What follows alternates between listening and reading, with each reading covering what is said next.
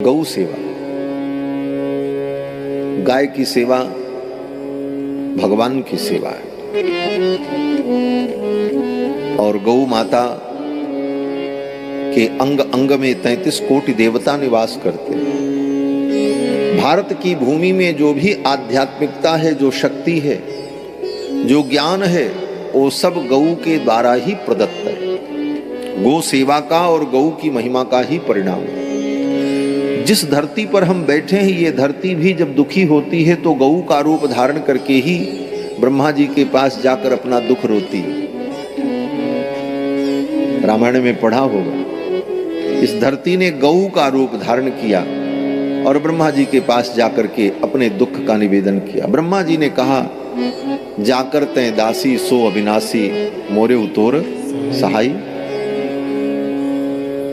ये धरती भी गौ का रूप धारण करके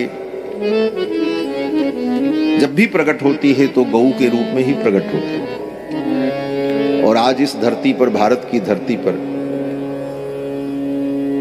गौ हत्या हो रही है और आज तक गौ हत्या बंद करने के लिए कोई कठोर कानून नहीं बना। मुझे तो आश्चर्य होता है कि रातों रात बिल पेश होता है और कानून बन जाता है, बहुमत से पास हो जाता है। और आज इतना बहुमत होने के बाद भी गो हत्या पर कठोर कानून क्यों न बन सका भारत में? क्या कारण?